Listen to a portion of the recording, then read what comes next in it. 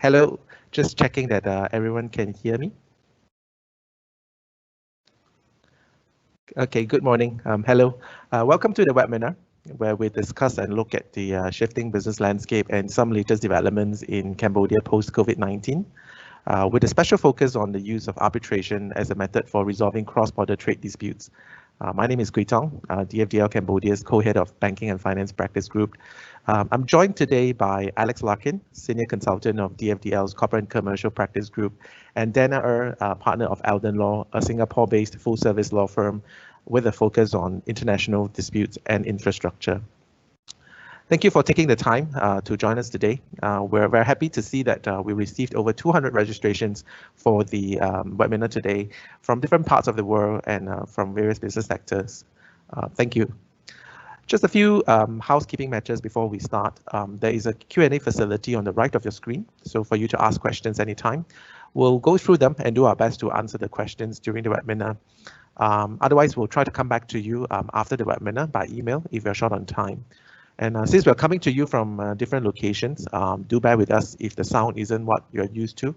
And do let us know if there's any technical issue with the audio by also typing your comment on the Q&A facility. Now, onto the webinar. I believe a lot of us have spent most of 2020 dealing with the challenges brought on by COVID-19. Looking at where we are now, it is still going to be a long road ahead. However, I'm confident that there will be light at the end of the tunnel. Currently, a lot of us have been thinking about how to get through the difficult situation. But some far-sighted investors are still looking for investment opportunities in the hope that they will come out of the pandemic even better than before. Therefore, we thought it would be a good idea to have this webinar just to keep you posted on some latest developments in Cambodia.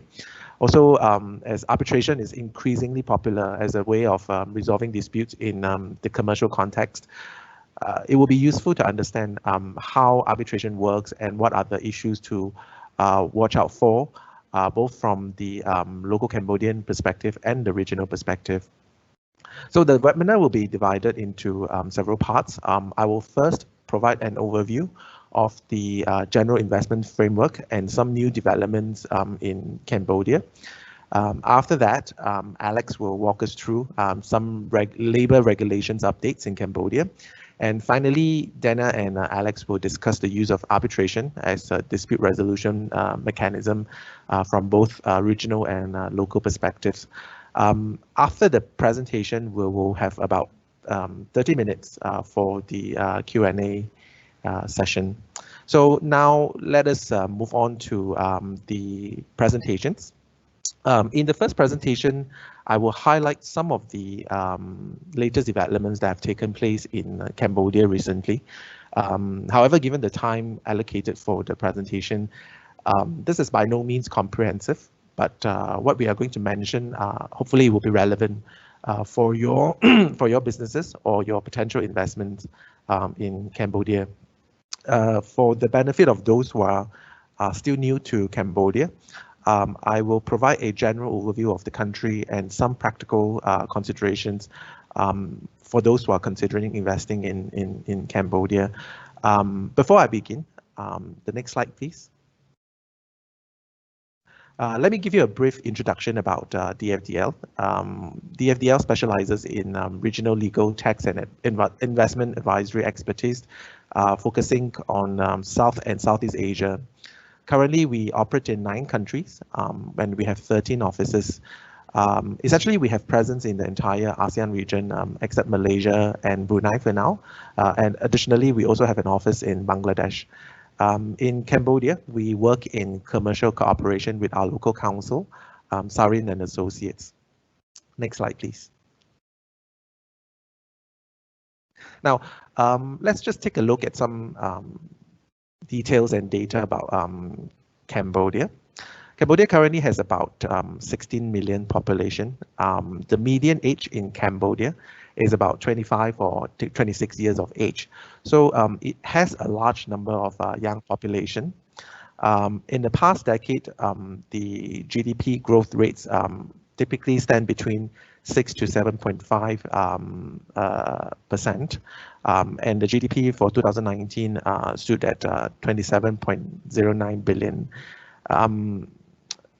Looking at this, however, the country is still, from many points of view, a green field for foreign investments. And the number of investments in the country is destined to grow, although it is also impacted partially by what's happening currently with the COVID-19 pandemic. The approved FDI was for 2019 was 3.7 billion, principally from China. The national language of Cambodia is Khmer. However, English is widely spoken in the country. And the legal system is based largely on the French civil system and is statute-based. And it is a constitutional monarchy with a unitary structure and a parliamentary form of government. Next slide, please.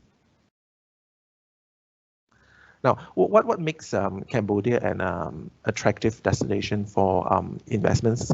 We can consider three main factors.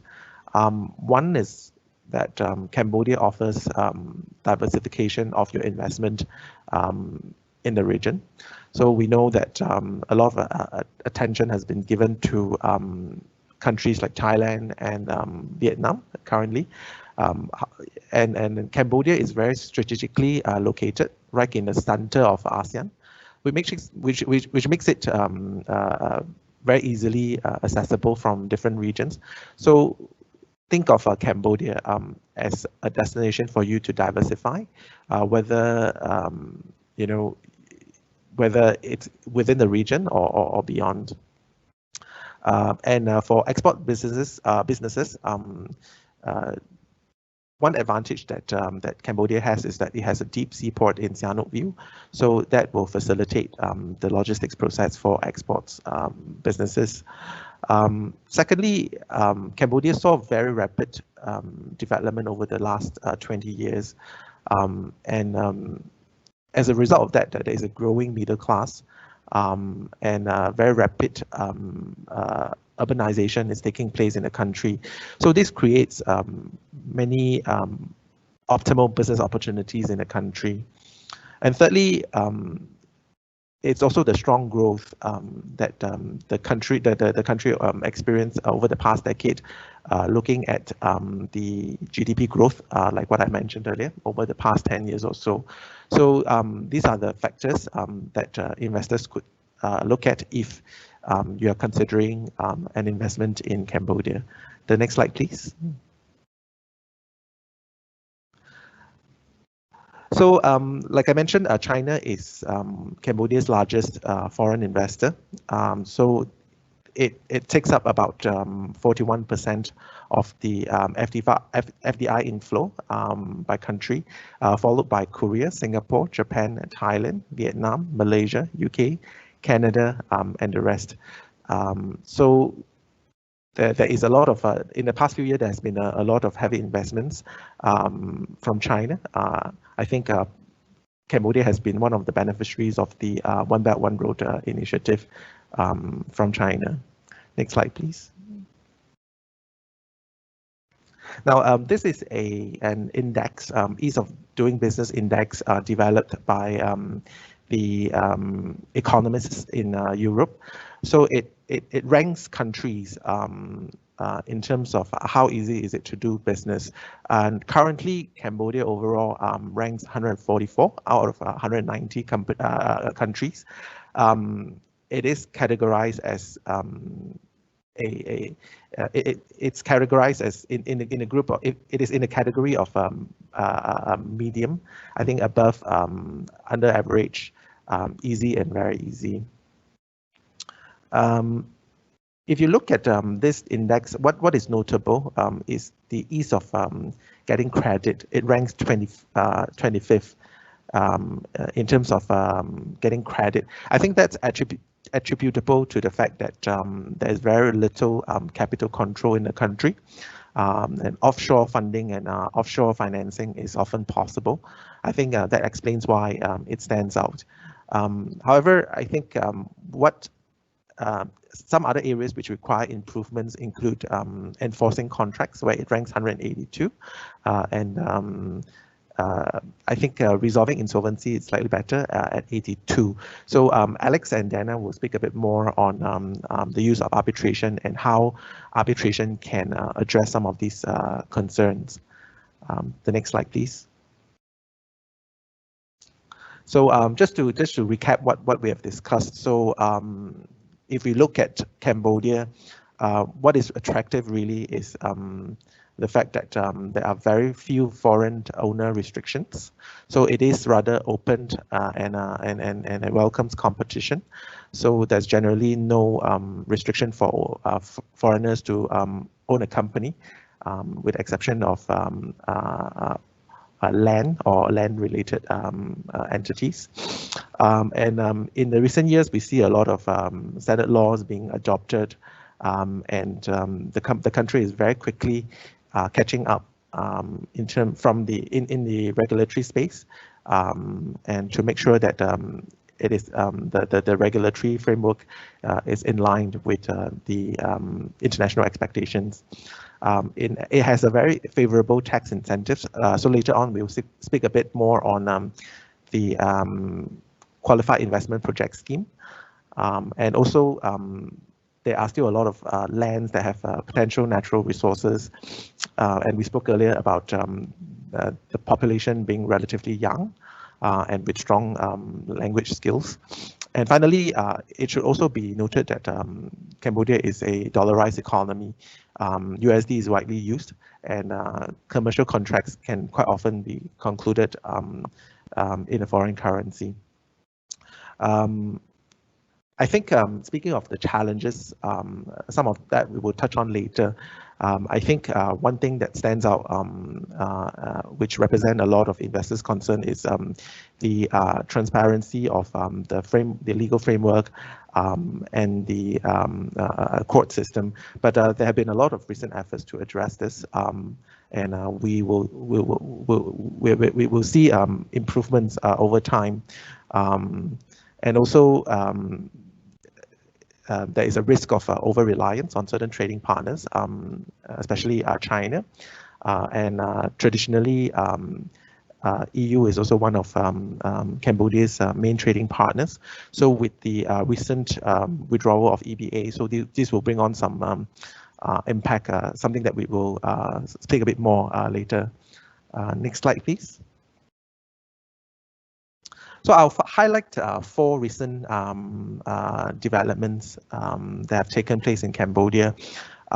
They are by no means comprehensive, but what I aim to do is to just highlight some of the things which might be relevant to the investors, and something to take note if you're investing in Cambodia. So firstly is the introduction of capital gains tax, which came about quite recently.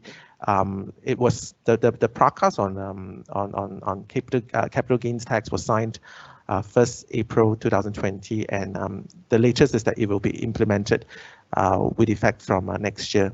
So essentially, it imposes a flat rate of 20% of capital gains, and it applies to both resident and non-resident taxpayers.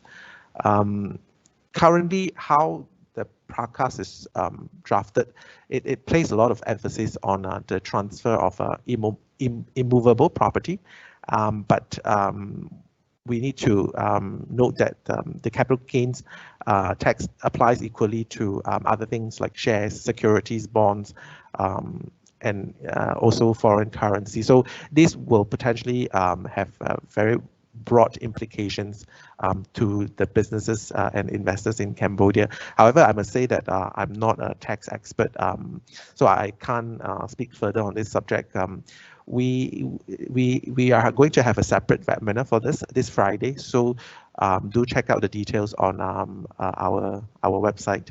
The next slide, please. So earlier I mentioned about the EBA withdrawal. For those who are not familiar, it's essentially an initiative from the EU that grants the least developed countries duty and quota-free access to almost all products, excluding arms and ammunition. So Cambodia was among the 49 countries that received this benefit. However, unfortunately, it was partially withdrawn by the EU in February 2020, and it came into effect in August this year. Next slide, please. So obviously it has consequences on the businesses in Cambodia. I mean, most immediately, I think negative impacts are felt by the garment and footwear sectors. And also, I think travel goods and sugar sectors are also affected. So naturally, this will definitely bring on economic disruption for the country, and and it would have a knock-on effect. So it will cause unemployment and decrease of revenue. And I think as a result of that, we see that quite a few garment factories have suspended operation or have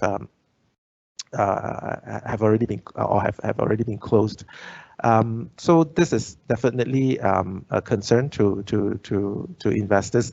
But I think if we look at on the bright side, I think the country is actively addressing the issue. So hopefully the removal is not permanent. It will at some point be restated.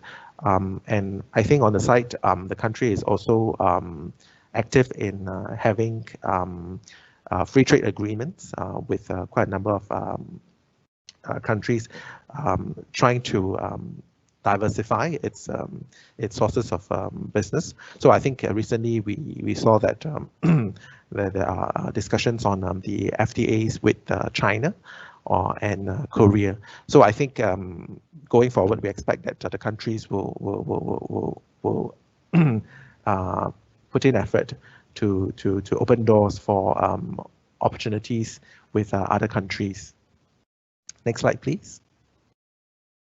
So thirdly, I will very quickly go through the measures that have been put in place by the Cambodian government to help the Cambodian businesses which are affected by the COVID-19 pandemic.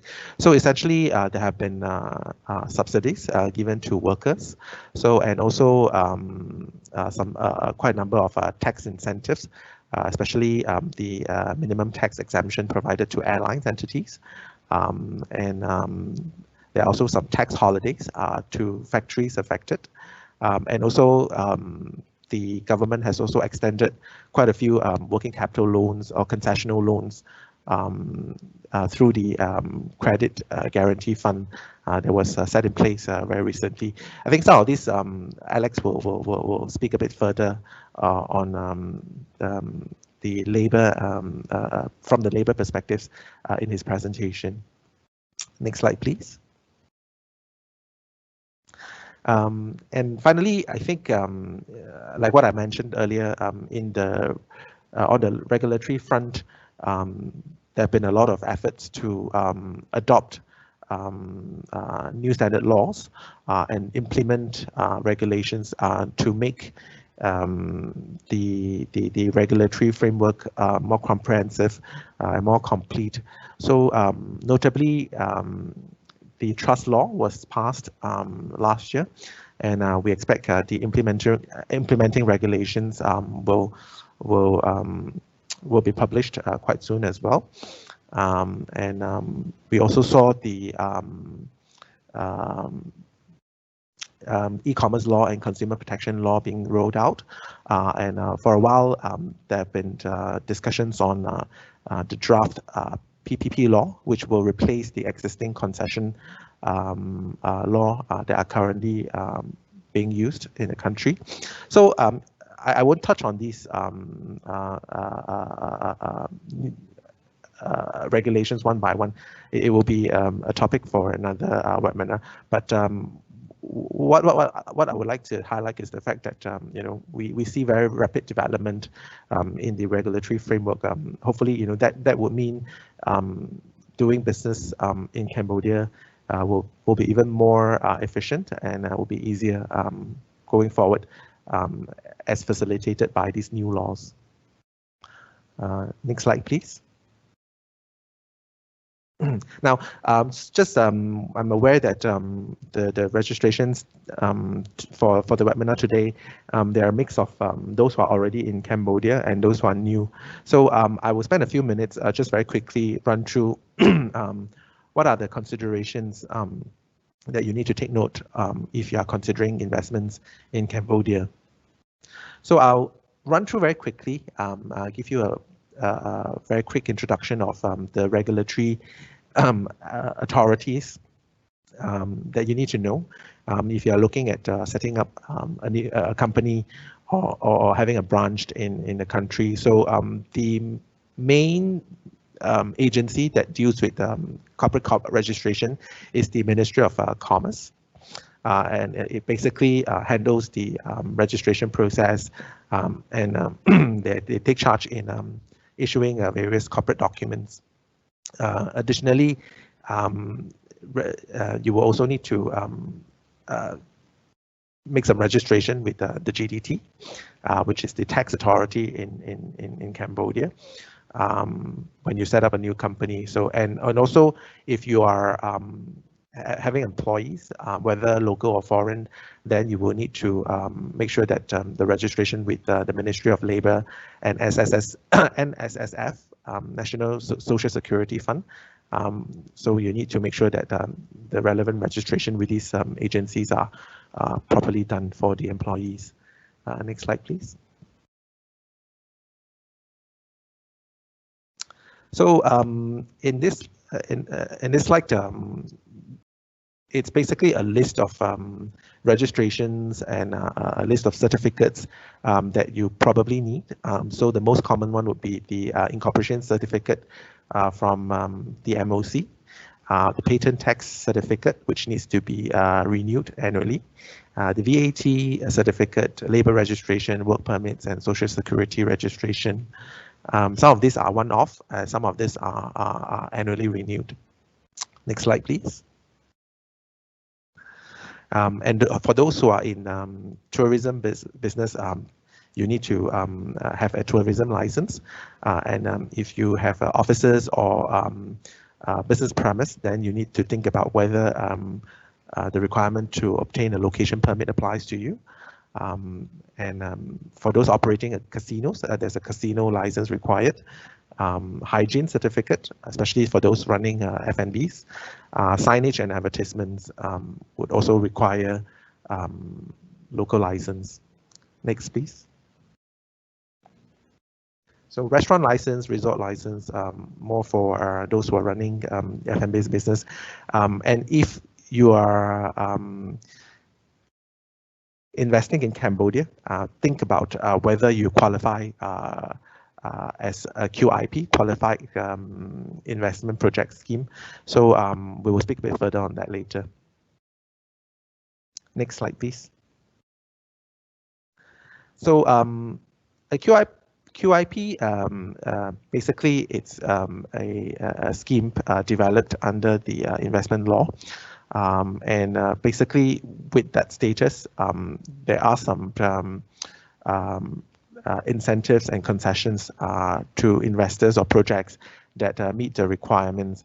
And in order for you to qualify or attain the QIP status, you need to make application. And CDC is typically the agency that handles the application.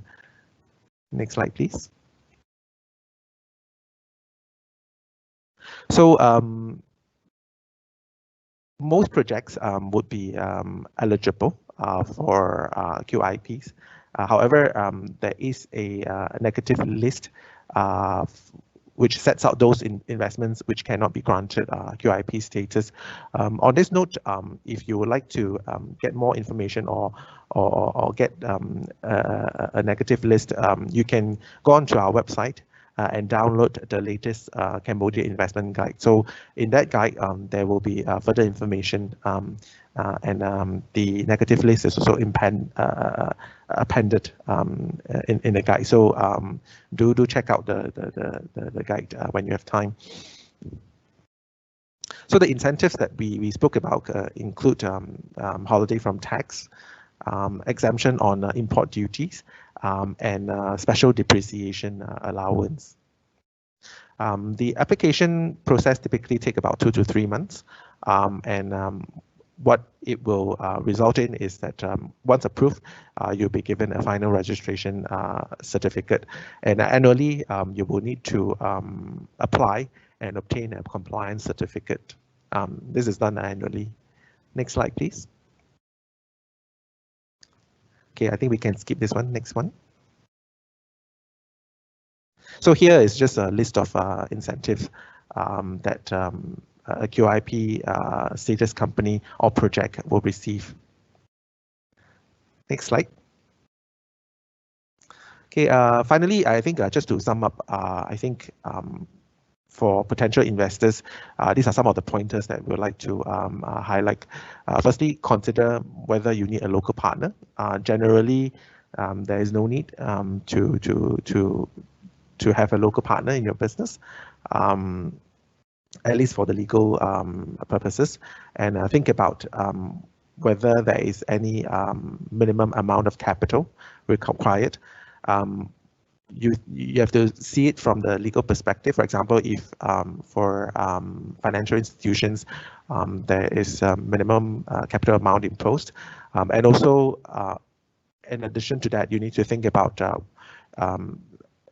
whether the amount will meet your business objectives. Thirdly, think about the sort of licenses and permits that you need to operate the business. So we have provided some general considerations earlier. So think about the specific ones that would apply to your business, and also think about how you will employ onshore or offshore structures to optimize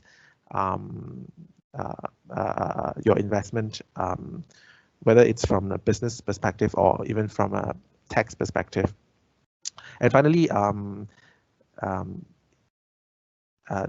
it should be noted that there's very minimal foreign exchange controls. Currently, there's almost none.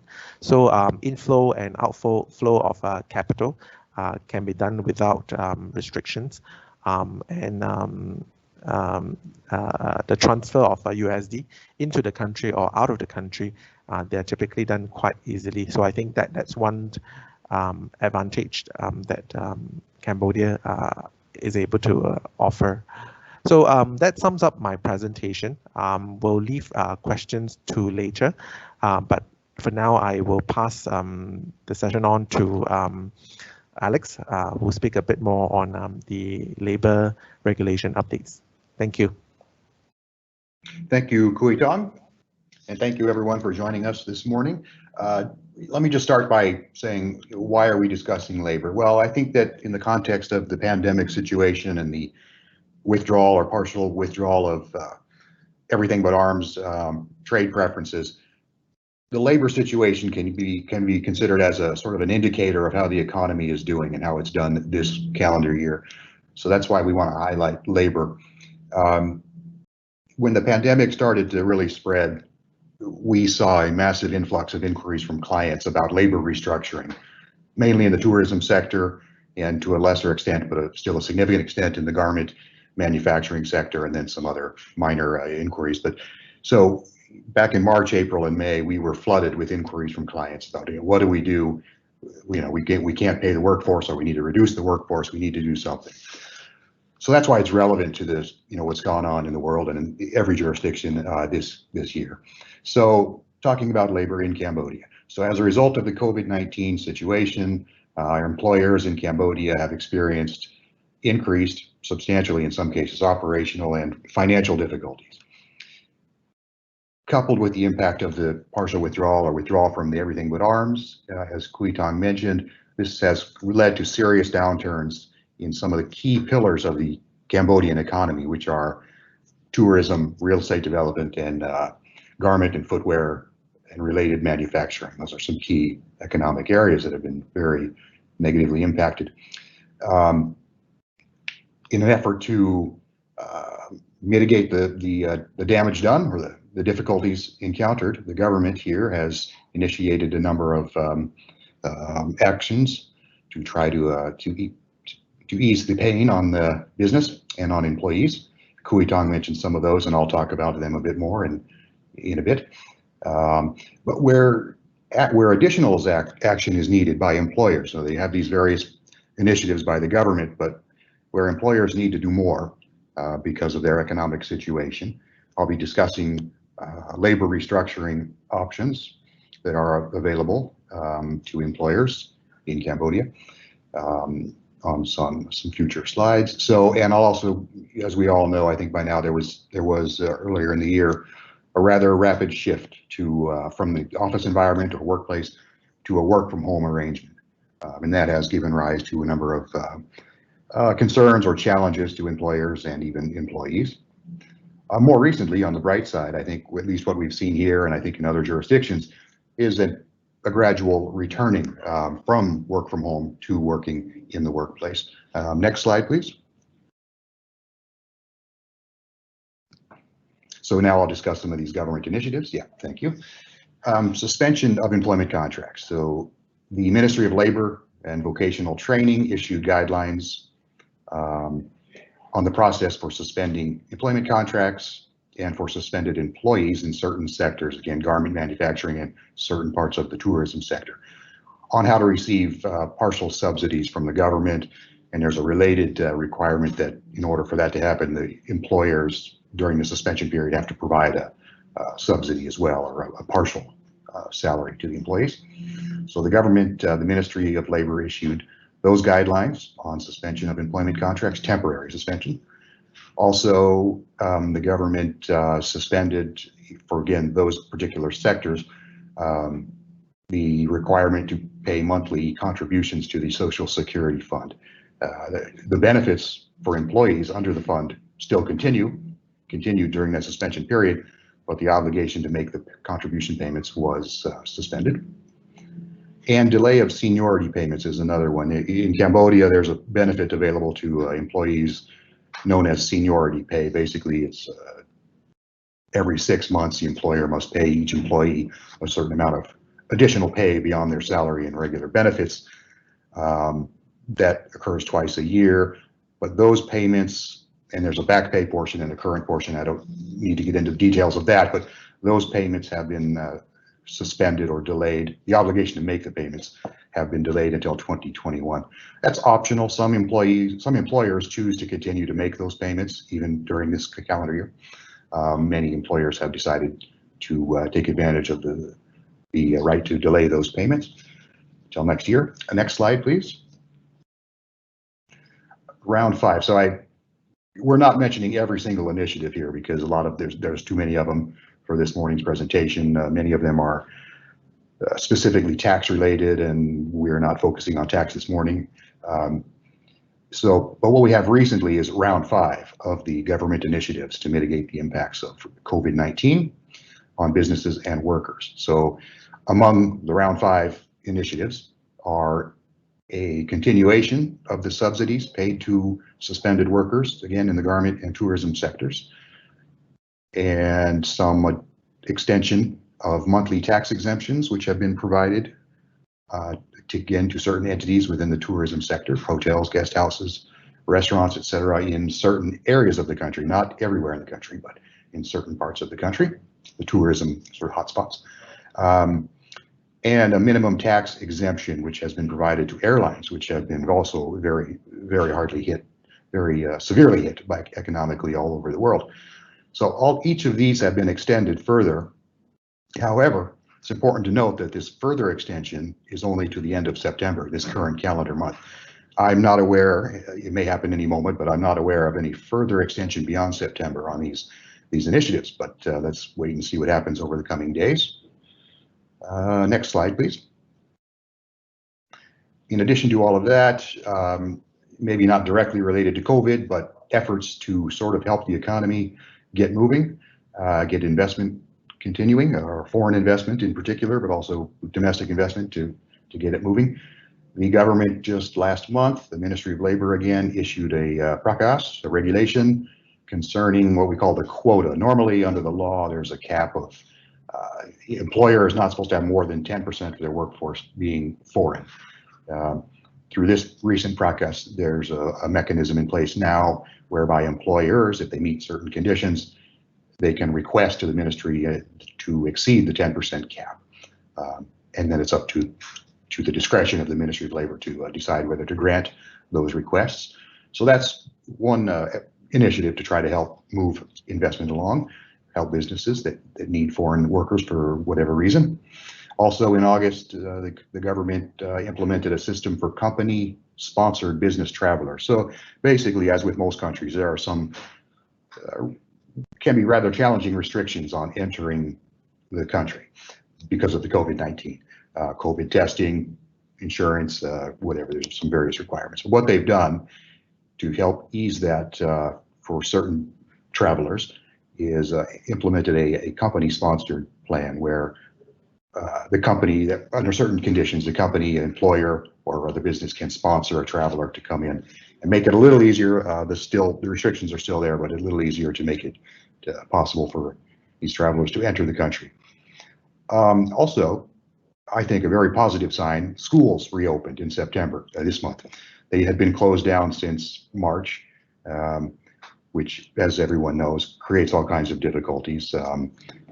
In addition to putting certain employees of schools out of work, and other support businesses which surround schools, putting them out of work, it also is very difficult for working parents who had to make arrangements either to stay home themselves or engage other help for their home to work out distance learning from home. But now with the schools all reopened at all levels, as far as I know, in this country, that really eases up a lot of those difficulties for students, for schools, for parents of students. So that's all good news. Next slide, please. So, okay, so that was a brief overview of some of the government initiatives. There are more, again, tax related primarily. We're not getting into that. So now what I'm going to go into is a discussion of employers' options for labor restructuring, including some related to downsizing, meaning reduction of staff. So there are different options available, temporary and permanent, to employers to reduce their labor costs and minimize the impacts of cash flow problems in the short term. So restructuring options, and I'll get into more detail in a minute, can include voluntary unpaid leave, reduced working hours, deferred salary, redeployment of workers, and suspension of employment contracts on a temporary basis. So those are restructuring options. Downsizing options can include mutually agreed termination. So employer and employee agree to end employment based on some agreed terms. Collective termination or just mass layoff for economic reasons. That's set out under the labor law. And of course, there's always the option any employer can terminate on an individual basis employees with or without cause, so long as they comply with all of the notice period and compensation requirements called for under the law. Next slide. So a little bit more detail on the restructuring options. There's three here on this slide related to leave. So on the top, pretty simple, basic annual leave. So for those employees that may have accrued annual leave or a substantial amount of annual leave, an employer can request that the employees simply use up their annual leave, take some time off, paid, use up their annual leave. That's one. On the left there, voluntary paid leave. This is where the employer may request that the employees take some time off, usually with reduced pay.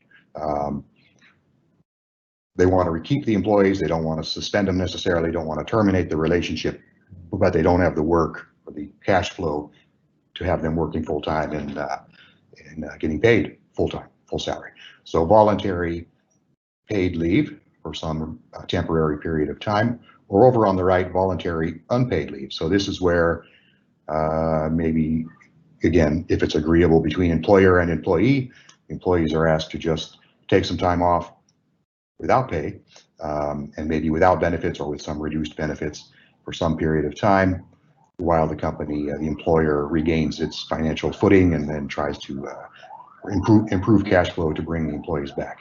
Now, each of these three options are based on mutual agreement. So these are not options that an employer can impose on its employees. They can only be done by mutual agreement between employer and employee. They essentially, each of these essentially constitutes an amendment to existing employment contracts. So usually it would be a 1 or 2 pager amendment, consent signed by the employee that they agree for this limited period of time, temporary period of time, to a different arrangement. So it'd be like an amendment to employment contracts. Next slide, please. So additional restructuring options on the left on this one, deferred salary. So this is where the employees may be asked to continue working full-time for various reasons, but to take less salary for some limited period of time with the understanding or the agreement that they will get that deferred portion of salary paid back to them at some point in the future. This is important. This is a good option for certain employers who need their employees working full-time for various reasons, but they simply have a cash flow problem temporarily.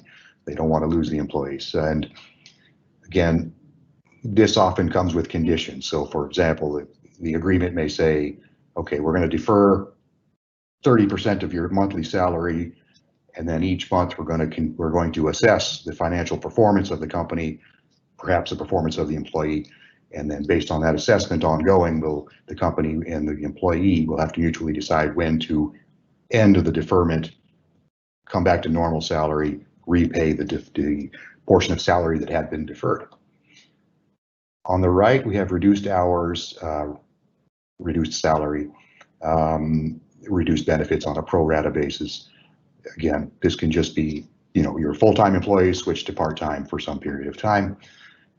So these 2 options, just like the ones on the previous slide, again, are based on mutual agreement. These aren't set out specifically under the law, none of these 5 options on restructuring. So they're based on mutual agreement of the employer and the employee. There's a risk, I think, with a lot of these, there is a risk that there could be a perception of a suspension of employment, which there is a specific provision under the labor law for procedures for suspension, which I think is the next slide. Can we go to the next slide? Yeah, suspension. So the final of the restructuring options. The garment and tourism sectors, there are specific guidelines put out, have been by the Ministry of Labor, for temporary suspension of employment contracts for those sectors. Again, it's based on, the suspension is supposed to generally based on the financial difficulties of the enterprise, of the employer. These are generally 2-month suspension periods. The employees don't work during the 2 months. They continue to accrue other benefits under their contracts. They don't receive salary, they don't work, but they do accrue, for example, annual leave and other benefits that were provided under the law and under their employment contracts. These are to be submitted, requests for suspension are to be submitted to the Ministry of Labor before suspension begins, because you need approval from the Ministry of Labor. The Ministry of Labor usually approves them, particularly in light of the current economic situation. The Ministry of Labor will say, will define exactly what the start date and end date of each suspension period is, and the employer must follow those. At the end or approaching the end of the 2-month suspension period, the employer can request again to the ministry to extend the suspension for another 2-month period. There is under the labor law, also a ground for suspension based on events of force majeure, and that's a legal term, which could be complicated to try to explain. But to my knowledge, to our knowledge, that has not been implemented by any employers in Cambodia. In other words, all of the suspensions of employment contracts have been based on the grounds of financial difficulty of the enterprise, and to our knowledge, no one has yet tried to take the step of saying this pandemic is an event of force majeure. So we don't know what the result would be if someone were to attempt to suspend contracts based on that ground. For other sectors besides garment and tourism, there is no official guidance provided as to suspension of contracts, but what we understand from the Ministry of Labor is that they recommend that in other sectors they follow this same procedure that's in place for garment and tourism sectors. Okay, next slide, please. Okay, so what I've gone through now are the restructuring options, where the employer wants to keep the employees, but due to cash flow, due to economic reasons, they need to do something to make it more feasible to do that. Now, on this slide, what we have are the more extreme options, which are downsizing, that is letting employees go. And we have four options, four columns here. Starting from the left, we have mutual termination or mutually agreed termination. This is often, at least in my view, the preferred or recommended approach, because what this means is that the employer and the employee enter into an agreement whereby they agree to the termination of the employment. And usually, and we usually recommend that when they use this approach, that the employer pay out to the employee, agree to pay out the maximum amount that they would have to pay out under the labor law if they were terminating an employee without cause. That way, there's no risk or very minimal risk later of that employee ever coming back with a claim that they weren't compensated fairly. So that's mutual termination, mutually agreed termination. There's also the option of redeployment. This doesn't come up very often, but it can if you have companies with, say, multiple divisions or multiple affiliates, where maybe some affiliates are doing fine economically while others are not doing well. Then a redeployment of employees from one business unit or one affiliate to another within a group can be done. However, under Cambodian law, there is no recognition or anything under the law, labor law, that specifically recognizes, say, transfer of employees from one employer to another or one business unit to another. So what this is on paper is actually a termination by one employer and then a hire or rehire by another employer. But through mutual agreement, if it's agreeable to the employee, the new employer can agree to recognize that employee's seniority or experience. So in terms of compensation, it can be worked out between the three parties, the employer one, employer two, and the employee as far as compensation goes. Collective termination, this is also known as mass layoff. There are specific procedures set out in the labor law that must be complied with if an employer is going to go with a collective termination. The law doesn't define how many people it takes for something to be regarded as collective termination. It actually is understood that two employees or more can constitute collective termination, but that's not specifically written in the law. So in order to do this, to take this approach, the employer must inform union delegates and shop stewards of their intention, of their plan for mass termination, and give the opportunity for those union delegates and shop stewards to provide their input or their opinions about other alternatives. Ultimately, the employer is not required to agree with those options, with those comments, but they have to at least listen and consider what the union delegates and shop stewards' input is. The employer must also keep the Ministry of Labor informed at all times of each step of the mass termination process. It can be a protracted, because of the Ministry of Labor notification process and approval process and the union delegates and all that. This can take 3 to 4 months for an employer to really implement a mass termination, which in the context of earlier this year, March and April timeframe, with the severity of the economic downturn in tourism in particular, 3 to 4 months was too long. Some employers couldn't wait that long, so that was very difficult. And there's a 2-year rehire policy. So employees that are terminated under collective termination have to be given priority to fill positions that come open within the company within a 2-year period from termination, if they're the same or similar positions. And the final downsizing option is just good old-fashioned individual termination. Employer may terminate any employment contract with or without cause, so long as they follow the law and provide the compensation and notice period required under the law. Next slide, please. So some key takeaways from this labor discussion. If proceeding with suspension of contracts, which many companies have done this year, temporary suspension. It is imperative to involve the union delegates, shop stewards, and to the labor inspector, that is, get the approval of the Ministry of Labor before initiating the suspension. Some employers made that mistake of suspending and then going to the Ministry of Labor. You got to go to the Ministry of Labor first, get approval. If downsizing or terminating of employees is pursued, special attention must be given to the grounds for termination, whether it's economic reasons or whether there's some other reason, and the types of employment contracts. We don't have time this morning to get into the details on types of contracts, but there are different types, undefined or indefinite term contracts and fixed term contracts, which come with different requirements in terms of termination compensation and notice period and so on. So the employer needs to be careful to comply with those requirements under different types of contracts. And always keep in mind, employers should always keep in mind, even if they follow the law or think they're following the law, there's always a risk of employees asserting now or later a claim that somehow termination was wrongful or procedures were not followed, or that certain entitlements, termination payment entitlements were not provided. So there's always a risk there. Next slide, please.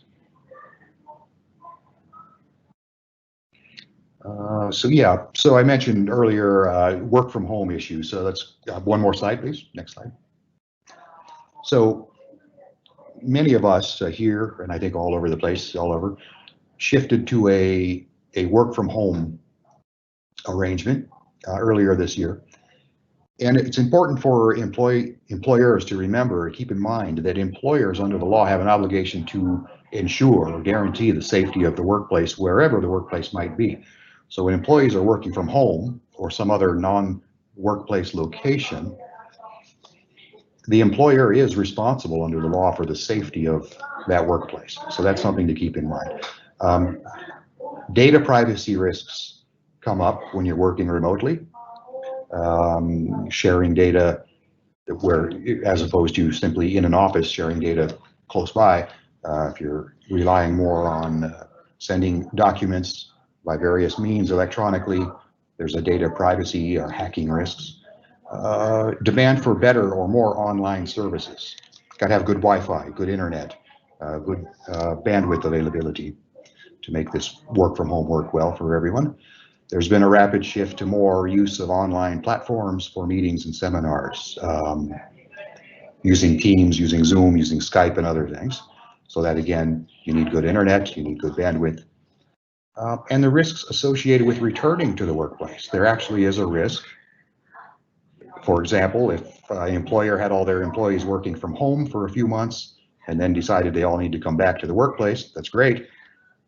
What if they all returned and then there was suddenly an outbreak of COVID in the workplace, spread by those who maybe had it and didn't know it and they were working from home? So there are we don't have an answer to that question, but that's something to be considered, is shifting workers to work at home and then shifting them back to the workplace. There are certain risks that employers face. Next slide, please. Okay, so with that, that's the labor in Cambodia portion of this morning's presentation. I'll throw it back to Kooi Thong now. Thank you very much, Alex. Let us now turn to Danna, who will tell us more about regional arbitration. Over to you, Danna. All right, thank you, Kooi Thong. Thank you, Alex, for your presentations. Good morning, everyone. Thank you for taking the time to attend today's webinar. My name is Danna Er. I'm a partner at Eldan Law, focusing on international disputes and construction. I frequently advise foreign clients on Singapore-seated or Singapore law-related disputes. Eldan Law is a large law firm in Singapore, which is ranked by legal directories for construction, as well as recognized for dispute resolution. And with that, let's dive right into the webinar today. There are three topics that I'd like to cover today. The first is Singapore as a seat of arbitration. And the second subtopic relates to special features of the SIAC rules. And finally, we'll talk about how international arbitration in Singapore has been evolving during the COVID-19 pandemic period. Next, please. Singapore as a seat of arbitration, you must be wondering, how is that even important? So in terms of the importance of seat of arbitration, that's really important because of a few factors. The seat of arbitration effectively would determine which country's court has supervisory jurisdiction over the arbitration proceedings. And what that means is basically which country's arbitration legislation will apply, which court will hear issues on the law applicable to determine the validity of the arbitration agreement, as well as the validity of the arbitration agreement itself, and which court will hear your setting aside of an arbitration award application, which court you can seek provisional reliefs from. Quite apart from that, the seat of the arbitration will determine the procedural laws that will apply to your arbitration. Now, Singapore has grown its reputation as the most preferred seat of arbitration in Asia, primarily because it has a set of very efficient procedural laws in Singapore, as well as very efficient courts that would be able to hear matters fairly quickly. Next slide, please. So now I just want to take you through some of the grounds for setting aside an arbitration award in Singapore. These grounds largely mirror the grounds under the New York Convention. Singapore is a signatory to the New York Convention. So the first ground is if there is an incapacity of the person making an arbitration agreement. The second ground is if there is an invalidity of the arbitration agreement. Now, this second ground is a fertile ground for litigation in the Singapore courts, primarily because parties often argue over which law should apply to determine the validity of the arbitration agreement. But we will come to that on another day. This is a topic for another day. The third ground for setting aside would be if there is no proper notice of an appointment of an arbitrator, or there is an inability to present your case. For example, if the party was not given a reasonable opportunity to present its case. So in Singapore, there's at least one case where a plaintiff has successfully set aside an arbitration award on this ground, but that's the exception rather than the norm. And what happened in that case was that the arbitrator went on his own foray and he didn't decide the case based on hearing parties' submissions. Now, on the fourth ground for setting aside an arbitration award relates to if your scope of submission to the arbitration, it's outside that scope. So that is a case where the tribunal exceeds his or her jurisdiction. The other factor would be if there is a composition of the arbitral tribunal or arbitral procedure that's not in accordance with parties' agreement.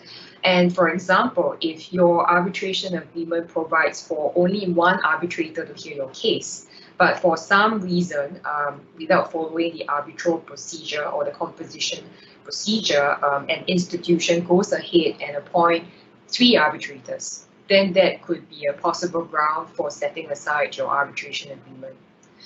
The other ground would be if your subject matter is not capable of settlement under the laws of Singapore, and this relates to the arbitrability of the subject matter. What that means would be certain subject matters, for instance, tax issues, criminal law issues, or even family law issues would not be subject to arbitration. Now, there is a final ground. I don't think you can see it on the screen, but I'll just briefly explain it. So this pertains to if your arbitration award is against the public policy of Singapore. But this is not a ground that is easily invoked. The threshold is pretty high.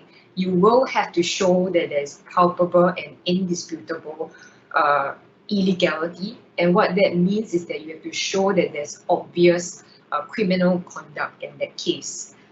For instance, if there are instances of bribery or corruption.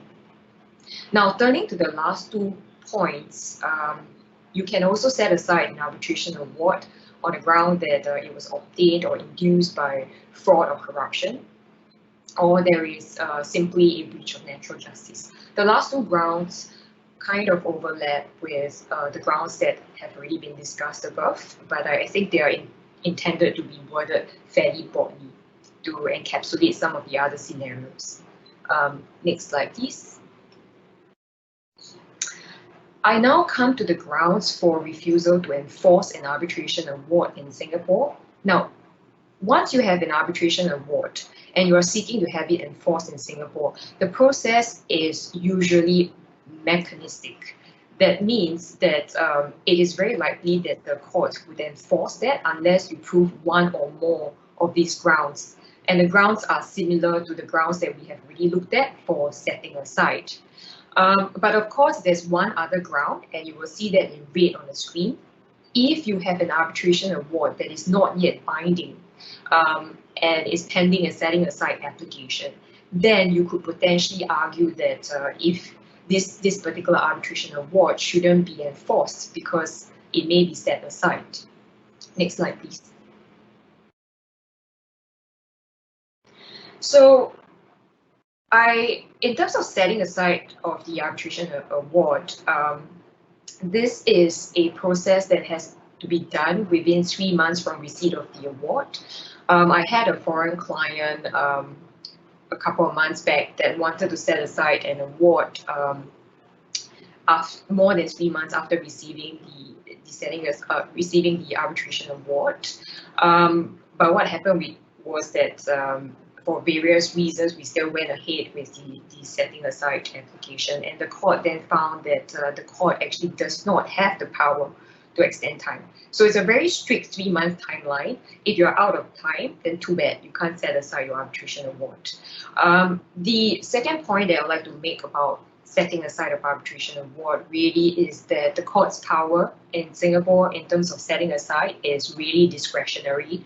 What that means is that even if you prove one or more of the grounds that we've looked at in the last 2 slides, the court still retains discretion not to exercise its power to set aside the arbitration award.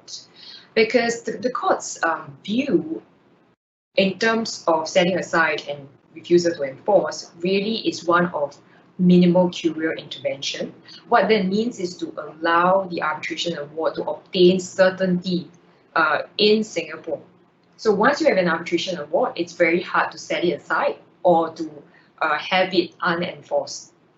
The court will only intervene in very clear and obvious cases, and it will not nitpick at the award. What that means is that even if there are errors in the award, the tribunal makes a mistake, it's just too bad, because the court will not actually set aside just on mere errors of law. Next slide, please.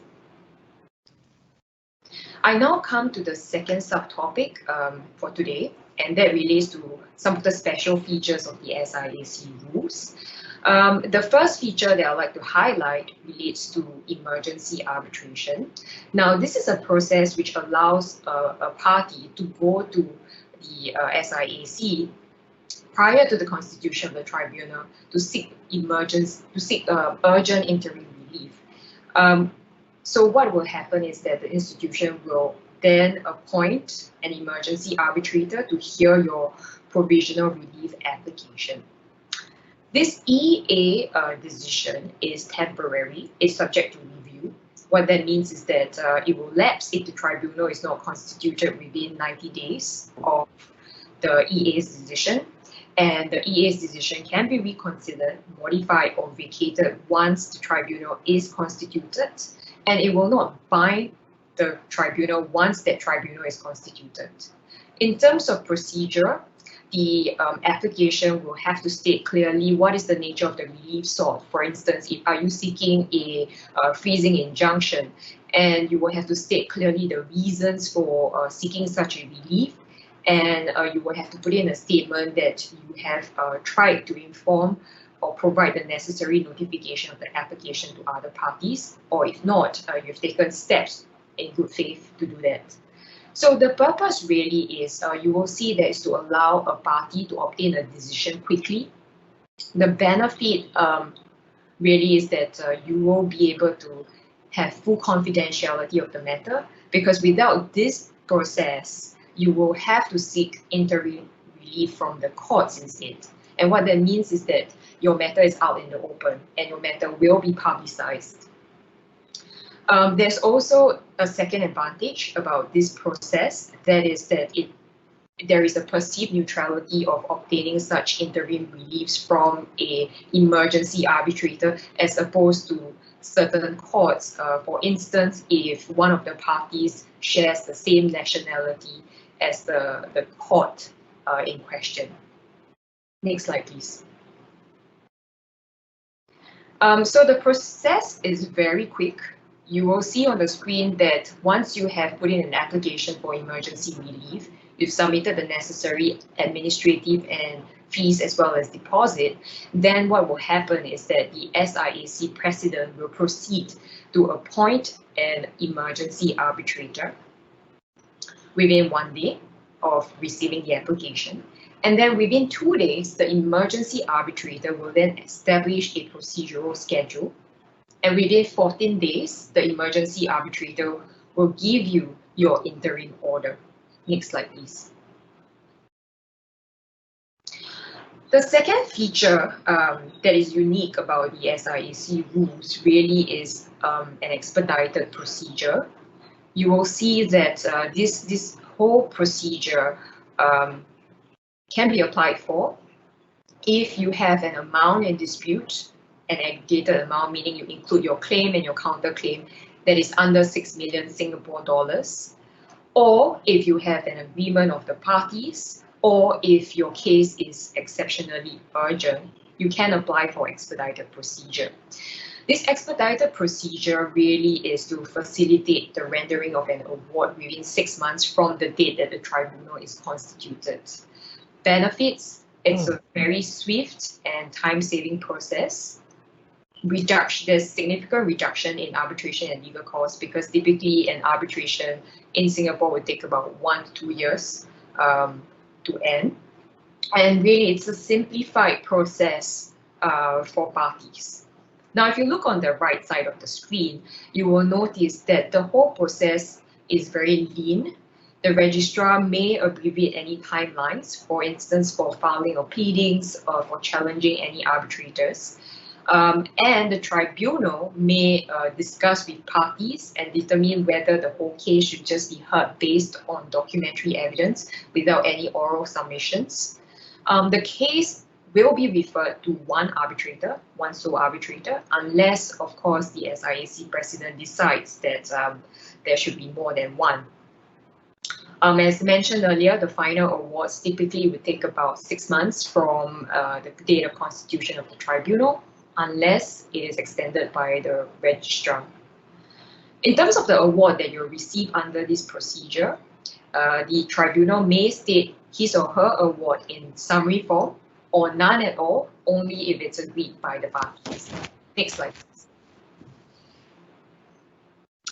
So the third interesting feature about the SIAC rules really pertains to consolidation. So this is a process where you combine 2 or more arbitration proceedings into one arbitration proceeding.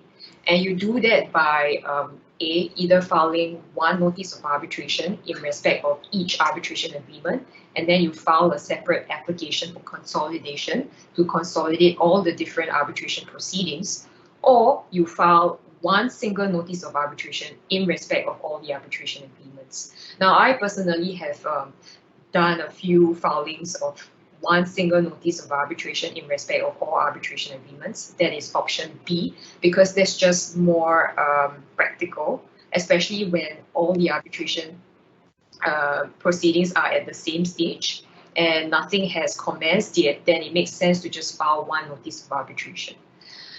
In terms of what the notice of arbitration will require, it would have to identify each contract and arbitration agreement and the relief that is sought, together with a description of how the requirements for consolidation are satisfied. Next slide, please. And in this slide, we will look at what are some of the requirements that are expected before you can actually file to apply for consolidation. So on the left side of the screen, you will see that there are 3 main factors. The first is if parties have agreed to the consolidation, no issue there. B is if there are claims in the arbitration that are made under the same arbitration agreement. That's pretty rare because in my experience, most arbitration agreements, when they are related contracts, they are drafted by different lawyers for some reason and they tend not to be the same. So that brings me to my third point. If the arbitration agreements are compatible, so if they are more or less the same, you can still file for consolidation as long as the arbitration process arises out of the same legal relationships. It consists of a principal contract and its other contracts, or it's from the same transaction or series of transactions. If you look to the right side of the screen, this pertains to consolidation after constitution of a tribunal. So after you have a tribunal in place, then you will have to consider one more factor, and that is the part in bold, that the tribunal has been constituted, the same tribunal has been constituted in each of the arbitration proceedings. Or if you have one tribunal that is already constituted, then you should ensure that in the other arbitration proceedings, the tribunal has not in fact been constituted. This is to avoid a situation of conflict in terms of the constitution of a tribunal. Next slide, please. So as I mentioned earlier, the consolidation process really is to have two or more pending arbitrations combined into one arbitration to be heard by the same tribunal. And the benefits really is in multi-parties, multi-contract situations. It would increase efficiency because you only have one arbitration proceeding, and it would lower costs, and it would avoid inconsistent decisions from different arbitral tribunals. This is important, especially if, for instance, if you have an infrastructure dispute and you have a dispute upstream with your main contractor and you have a dispute downstream with your supplier. That's going to be a problem if there is a back-to-back provision and you would want both arbitral proceedings to be heard in one setting. Otherwise, there may be different outcomes, which is not ideal. Next slide, please. I now come to the fourth feature of the SIAC rules, and this pertains to joinder. So what this process allows is it allows you to add additional parties to the arbitration process. And the process under the SIAC rules is fairly generous. It would include non-parties as well, and is broader than some of the other established arbitration rules on joinder. For example, the ICC rules, because while it allows you to add parties, it doesn't allow you to add a non-party to the proceedings. So under the joinder rules, under Rule 7, you can add a non-party or even any other additional parties if you can show that there is an agreement amongst all these parties, or if you can show that the non-party or additional party is prima facie bound by the arbitration agreement. For instance, if it's a related party or a subsidiary of one of the parties to the arbitration agreement. So this application can be done prior to the constitution of the tribunal, in which case you seek that application from the SIAC court.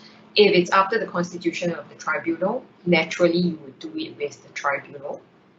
And if there was a prior rejection, say you applied for a joinder application with the SIAC court, then there was a rejection. The later constituted tribunal is likely to take into account the earlier rejection. The benefit of this whole process, again, saves time and cost and avoids the risk of inconsistent outcomes. Next slide, please. I now come to the fifth and final interesting feature that I'd like to highlight about the SIAC rules. That is, it has a process where you can apply to the tribunal for early dismissal of a claim or defense on the basis that it is manifestly without legal merit or manifestly outside the jurisdiction of the tribunal. So the purpose really is to allow clear-cut cases to come to an early resolution. benefit, again, save time and cost by avoiding any sort of scenario where a plaintiff or defendant is unnecessarily dragged through the mud. And it would be helpful for very straightforward, for instance, debt recovery cases. Next slide, please.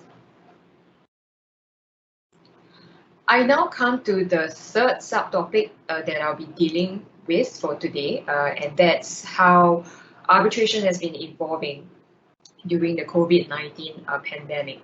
So in Singapore, what we've done is we've enacted what we call the COVID-19 Temporary Measures Act. In short form, is known as the COVID-19 Act. The purpose really is to provide temporary relief from legal actions and contractual obligations for businesses which are very badly affected by the pandemic. So think of it as, for instance, a moratorium. It's a targeted approach. It primarily focuses on the very badly affected sectors in Singapore, for instance, the banking sector, the construction sector, tourism sector, as well as the real estate sector. So because of its targeted approach in these sectors, it would only cover certain scheduled contracts for these sectors. If you want to take advantage of the COVID-19 Act and you want a moratorium, you will have to submit a notification to the Ministry of via the Ministry of Law's website before you are entitled to relief. And of course, the other party is entitled to challenge your notification, and there's a process for that. But the good news is, currently, as drafted under the COVID-19 Act, this whole moratorium of disallowing commencement or continuation of arbitration proceedings only pertains to domestic arbitration proceedings. At this stage, it does not appear to extend to international arbitration proceedings. So if you're considering making a claim against any other party and you have a Singapore seated arbitration, that's likely to still commence or proceed. Next slide, please. So how has arbitration practice in Singapore been evolving? If you have obtained an SIAC award and you would like to have it enforced outside Singapore, then you may require authentication or certification service. What you have to do is simply just email the case management officer via their email address and complete a request form for that service. So the whole process has moved online and it's very quick and easy. As for awards that are already registered with the SIAC, if you are obtaining an award if you're expecting an award from the SIAC, then what they will do is they will transmit your award via email and provide you with hard copies thereafter. If you're looking to commence a case with the SIAC, then again, the whole process is very seamless. All you need to do is to file your notice of arbitration via the email that is provided by the SIAC. And of course, bearing in mind that the email capabilities of the SIAC and that should not exceed 5 MB. Now, in terms of making payment, if you're making payment for filing fees, deposits to the SIAC, they now accept electronic bank transfer only. So, and if you have any sort of delay in making payment, and this is increasingly common given the pandemic, you can just simply write into the SIAC or to the tribunal if it's already constituted to ask for an extension of time to make payment. And usually during this time frame, the tribunal or the SIAC is quite generous in terms of granting extension of time because they understand how the pandemic may have affected some parties. If you're looking to submit documents, again, it's done via email for new cases. If you have an existing case that is already pending with the SIAC, you may just send it to the SIAC case counsel and case management officer. And if you really need to deliver any sort of hard copies, it can be made to the SIAC office only after they reopen. It's important to note that at this point in time, the SIAC number of staff are on still telecommuting, and they have reduced opening hours. At this point, I believe it's from Monday to Thursday, but it would be prudent to constantly check back on the website to see how their opening hours have been adjusted. Next slide, please. If you need any sort of extension of time and there is any delay that's caused by the pandemic, you can simply just make a formal application to the SIAC for extension of time, or you can just make it to the tribunal. I think given my experience at this point in time, again, both the SIAC and the tribunal tend to be fairly generous in terms of extension of time because this pandemic is unprecedented. If you're seeking emergency relief, you can do it via email to the case management email address. But of course, especially for emergency relief, because it's so urgent, it would be prudent to notify SIAC in advance, perhaps just give them a call to inform that you are going to make that application, just so that they could ensure that the application is promptly processed. In terms of expedited procedure, if you are seeking to have your entire proceeding truncated within the 6-month time frame, it's still available, but parties should consider whether disruptions caused by the COVID-19 may hinder them from preparing their case effectively under the expedited timelines. Currently, all proceedings have moved online. Arbitration proceedings are conducted via virtual hearings or teleconferencing. This is to avoid any sort of delays to the arbitration proceedings just because there's a pandemic. The SIAC does not disallow virtual hearings or teleconferencing. Of course, for less complex cases, more clear-cut cases, you can also consider discussing with the tribunal and the other party to adopt a documents-only procedure instead of a hearing. And with that, I come to the end of my presentation. Thank you, everyone. I will now hand over the time back to Kooi Thong and Alex. Thank you. Thank you very much, Danna. I will now pass you over to Alex again, who will speak about Cambodia arbitration. Over to you, Alex. Thank you, Kooi Thong and Danna. So yeah, that was an excellent presentation on arbitration, Singapore-based international and domestic arbitration. So in Cambodia, just to provide some context, there's the arbitration center, the NCAC, and the arbitration rules, the local Cambodian arbitration rules, were both put in place just 6 years ago, 2014. So commercial arbitration is relatively new to Cambodia. I tried to get a number, I wasn't able to, but I believe the arbitration center here has received somewhere in the range of 15 to 20 cases total. Some of those are in process, some of those have resulted in a final award, arbitral award. So the track record of commercial arbitration in Cambodia is much more limited than it would be in Singapore or Hong Kong or other places. In fact, just recently, within the last 2 months, the Arbitration Center in Cambodia put out a notice that they formed a working group to develop or consider the first revised version of the local arbitration rules. And I know Singapore arbitration rules have been through numerous sets of different revisions over the years. So that's general context of where Cambodia is in terms of commercial arbitration. It's relatively new here, but it exists. There are trained arbitrators certified by the Arbitration Center that were in fact trained by mostly by Singapore arbitrators and arbitration council, and have a proper arbitration center. There has not been any specific regulation or notice put out by the Arbitration Center that relates to COVID-19. To my knowledge, the Arbitration Center and the arbitration proceedings that have been going on in Cambodia have not been impeded by COVID-19, other than hearings and other things taking place virtually rather than in person.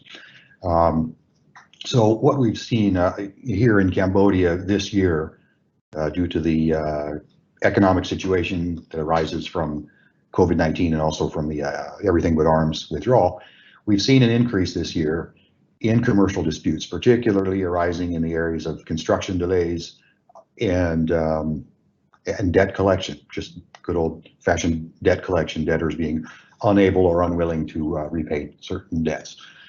So we see a lot of that. So a pretty substantial increase in the number of commercial disputes overall this year, which means there's more of a need than ever for arbitration and for court action as well. We've also seen a substantial increase in efforts to renegotiate contracts because of the economic situation. Lease agreements, again, construction projects delayed, so renegotiations of timelines and milestones for various construction projects. There's a lot of that has been going on. Commercial arbitration proceedings continue in Cambodia. Now, given the relative flexibility of commercial arbitration, as compared to or as opposed to court action, arbitration is rather desirable for the parties, commercial parties usually. The parties can control to some extent the arbitration proceedings, the timing of proceedings, the hearings, location, whether in person or virtual. These are all generally in consultation with the arbitral tribunal, within the control of the parties, rather than as opposed to court, where it would all be according to court, procedures and deadlines. Next slide, please. One more slide. So the big advantage, as I see it in the current context, in the pandemic situation, to arbitration, which may be available to, I think, to a lesser extent in court, but mostly to arbitration, is virtual hearings or virtual proceedings.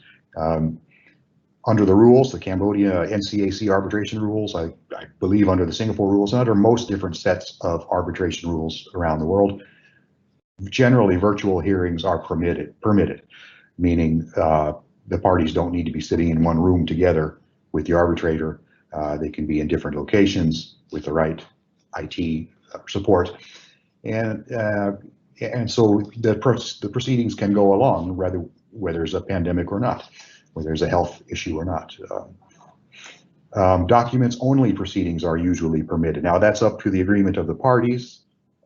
If they agree to documents only, meaning no hearing at all. So you can actually have proceedings where, again, if the parties agree and if it fits within the arbitration rules, you simply submit your legal arguments, your factual arguments, your supporting evidence, your written and executed witness statements, all to the arbitration tribunal, and the parties say, look, this is it. We want you to decide this case based on this, and that's it. There's no hearing at all. That's also a possibility with our commercial arbitration. Parties need not be physically present in the jurisdiction where the arbitration proceedings are conducted, usually. For example, if you have arbitration proceedings seated in Cambodia, the parties and even the arbitration tribunal don't need to be physically located in Cambodia. So that can be a benefit also, because given particularly the difficulties of international travel these days. So what else? Parties can determine the scheduling of the proceedings, again, with the agreement consent of the arbitration tribunal. Need not be located in Cambodia, or I think in the case of Singapore, you could have Singapore seated arbitration where hearings are conducted virtually where parties aren't even in Singapore. So that's same thing as here. The parties, under the guidelines provided by the rules, select the arbitrators, unless sometimes there can be a inability of the parties to agree on the arbitrators, in which case it goes to the SIOC or the NCAC here in Cambodia to resolve that. But generally speaking, the parties select the arbitrators, which means they can select who they believe to be, say, experts in the field. If it's a construction-related dispute, they can search for arbitrators that have expertise and experience with specifically those kinds of disputes, which is different than court. Generally in court, cases are assigned on a rotation or even on a random basis to judges who may or may not have any experience with that particular sector that dispute arises from. Generally also in arbitration proceedings, the parties select the governing law and the language of the arbitration proceedings. In court, at least in most jurisdictions, I think you can select the governing law, but you cannot select the language. The language is going to be the local language. So if you're in court in Cambodia, it's going to be Khmer language. Any documents, evidence to be submitted, if they're not in Khmer, they're going to have to be translated into Khmer. Next slide, please. So issues to consider specifically related to virtual hearings or virtual proceedings in the context of commercial arbitration. Security and confidentiality of the virtual proceedings. Now, one of the benefits, as I see it, to commercial arbitration is the confidential nature of the proceedings. As Danna pointed out, once you get to the point of trying to enforce a award, then you have to go to court and you lose some of that confidentiality. But the proceedings themselves are confidential. It's not a public hearing. When there is a hearing in arbitration, it's not a public hearing. It's the parties and the arbitration tribunal. So if you're doing that virtually, well, how do you control that or ensure that confidentiality? It's more of a challenge, can be more of a challenge. You might agree to a recording. You might have to agree to not record, that no parties agree, or that no parties record the proceedings. Maybe you don't want a recording. The ability to examine witnesses. So now this is very important. So in a normal hearing, in an in-person hearing, you'd have somebody testifying, you'd have legal counsel for each side asking questions of the witness. You may have the arbitrator asking questions of the witness. And you want to not only know what the words are that the witness is saying, but you want to see their body language, their facial expression. You want to know their tone of voice when they're testifying, because it matters. It goes to their credibility. It goes to, do they look like they're telling the truth, or are they scared, or are they, are they nervous about what they're saying? That becomes more of a challenge in the virtual context. So that's an issue. Technology, reliability, and fairness. So if you're having a virtual hearing and one party and their legal counsel have very good internet and IT setup and the other party does not, that may be unfair to that party, because you may have, on this side you've got one party is coming through very clearly. What they say is very clear. Their testimony is very clear. The other side is breaking up. You're missing some words. You don't really understand. So you got to make sure that the technology, the IT support for both parties or all parties and the arbitrator is all equal, on equal footing. IT support should be neutral. So you don't, and that's related to the previous point. You don't want IT support to be, doing anything that may be more beneficial to one party than the other. And that's where an arbitration institution like the SEOC, using Maxwell Chambers in Singapore, can be very helpful, because it's a neutral facility with providing that kind of support. So those are just some issues and things to consider in the context of virtual proceedings. But I think the overall benefit here is that you can have, in the context of commercial arbitration, usually virtual proceedings, which is very helpful. I think that may be the last slide. Is there one more slide? Next slide. Oh, that's the final slide for that little short presentation on arbitration in Cambodia. So back to Kooi Thong.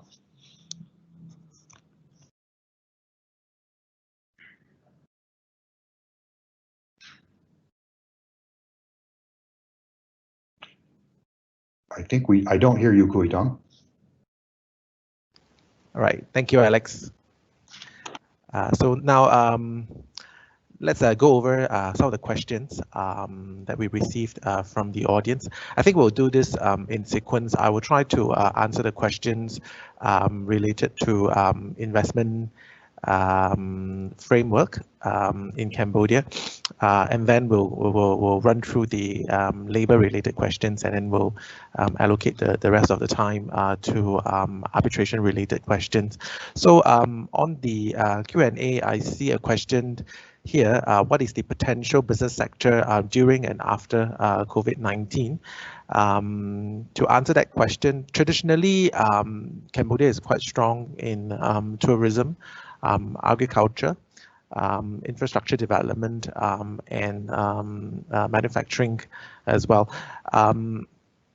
I think inevitably sectors like tourism and agriculture are impacted by the COVID-19 pandemic, but we see that quite a number of projects, infrastructure-related projects, are still pressing ahead, and notwithstanding the pandemic.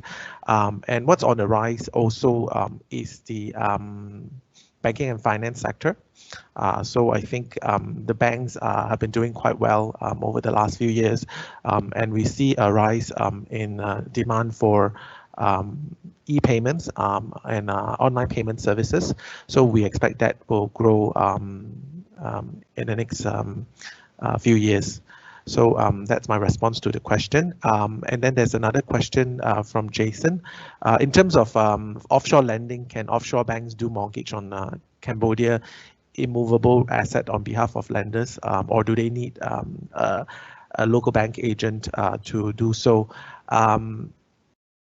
In response to that question, there is actually no restriction for a foreign party to hold security over assets in Cambodia, including land and leases. So a foreign party may well be named as the mortgagee in Cambodia. However, I think what needs to be noted is that when enforcement takes place, the sale of immovable property can only be made to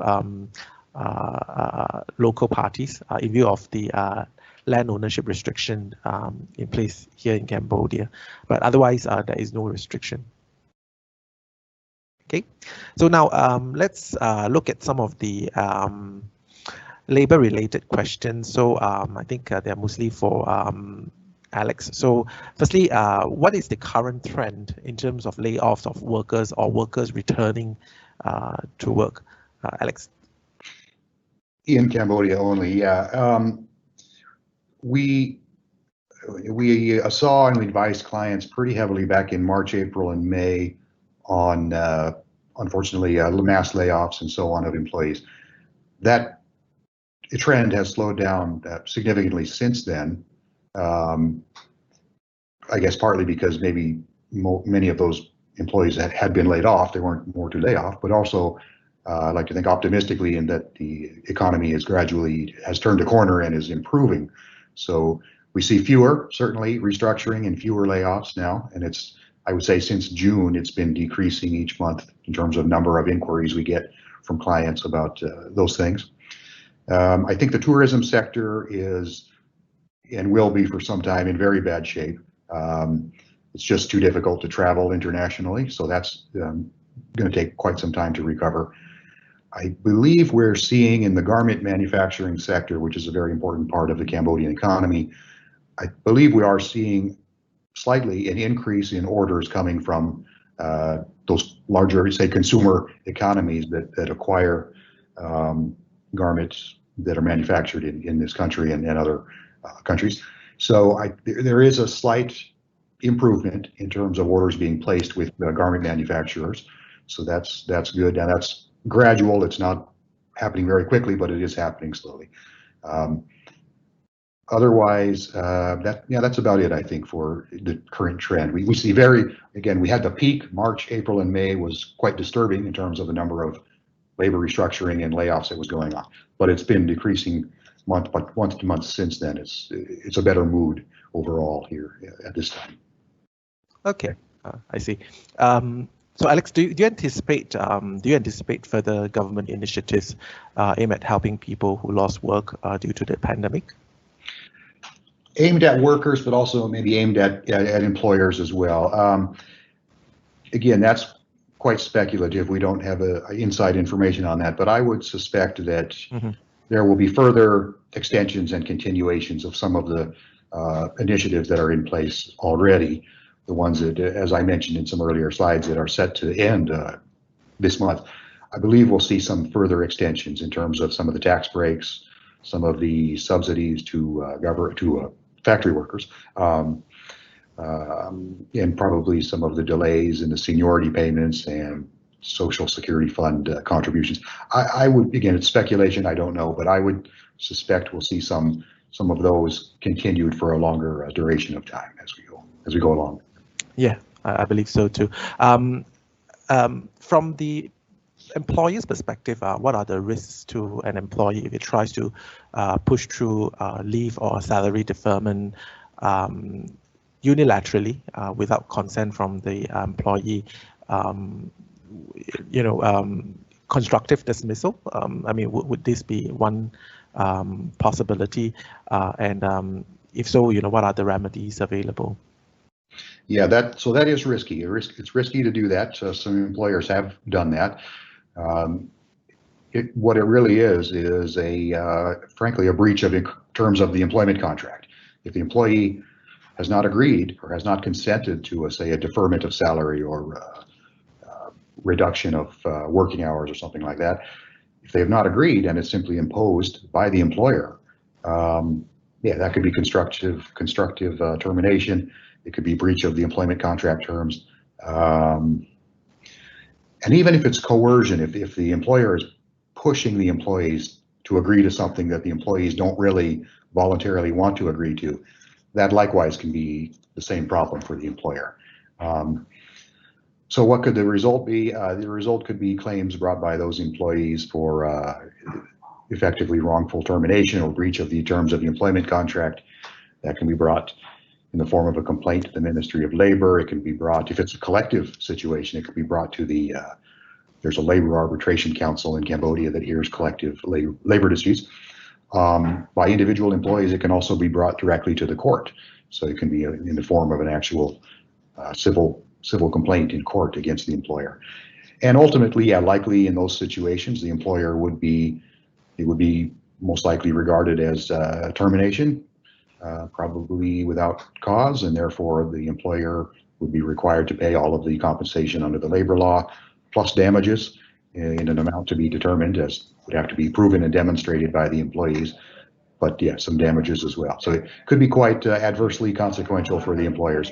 So it's very important for employers, if they're going to do anything like that, to discuss and get the consent and agreement of the employees rather than just impose those sorts of things. Yeah. Yeah, yes, indeed. Okay, so I had a look on Q&A. I think that's all for labor for now. Let's look at some of the arbitration related questions. So first one, with contract enforcement so challenging, are offshore arbitration rulings enforceable in Cambodia? I think that's a question that Alex will answer. And then if so, which offshore jurisdictions are best, whether it's Hong Kong or Singapore, or is local arbitration in Cambodia a better idea for foreign investors? So Danna and Alex, feel free to chip in on the second part of the question. Yeah, I'll start, and I think Danna probably has something to say about this. So yeah, as Kooi Thong pointed out or showed in one of his slides, the ability to enforce contracts in Cambodia does not rank very well among other jurisdictions. So that's why you want arbitration, or one reason you may want arbitration as a dispute resolution mechanism for commercial disputes. Cambodia is a party to or signatory to the New York Convention on Recognition and Enforcement of Foreign Arbitral Awards, as most countries are now. So a final arbitral award from Singapore or Hong Kong or many other jurisdictions is enforceable in Cambodia. The process in Cambodia is to bring the award to the Court of Appeals, Cambodia Court of Appeals, submit a request or a motion to the court to issue an order recognizing and enforcing that award. The court will look at only the arbitral award and the arbitration agreement, which is usually just one provision within an underlying commercial contract, the dispute resolution provision. The court will not consider the merits of the case. It will not revisit the legal arguments, the facts, the evidence. They only will consider some procedural aspects. And I think Danna can talk more about, and she did talk about the grounds under which a court may not enforce or may refuse to recognize a foreign arbitral award. So my response is yes, generally a foreign arbitral award issued in a jurisdiction that's a party to the New York Convention is enforceable in Cambodia by going through the Court of Appeals here. Danna, did you have more to say about that? Yes, I just want to add a few points. I understand from the question frame that it appears that there's some concerns about challenge in terms of enforcement of a foreign arbitration award in Cambodia. Now, I just want to say that from my experience, if you're dealing with, say, a Cambodian entity, it's not always the case that they only have assets in Cambodia. So with a arbitration award, what that leaves you is that you can then study other jurisdictions in which that Cambodian entity may potentially have assets in. So if, for instance, they have monies passing through New York, you could potentially get a freezing injunction for their assets in New York. So that's the beauty of arbitration. Now, the second point that I just wanted to add is the question was whether Hong Kong or Singapore is a better offshore jurisdiction for hearing arbitrations. My perspective would be that Singapore would generally be perceived as a neutral venue, primarily because if you have a trading partner that is a Chinese trading partner, there have been some perceptions that Hong Kong may be too closely related to China and may not actually be a neutral, entirely neutral seat for the arbitration. So those are the points that I just want to add to the question. Thank you. Thanks. So just one follow-up question for Alex.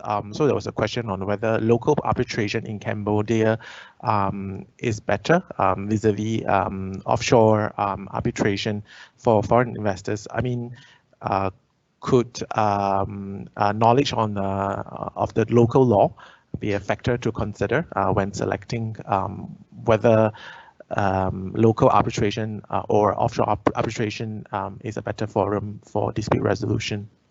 Yes, actually a complicated question, more complicated than it sounds, because there's many factors involved in trying to determine which jurisdiction may be the best for actually being the seat or the jurisdiction of the arbitration proceedings.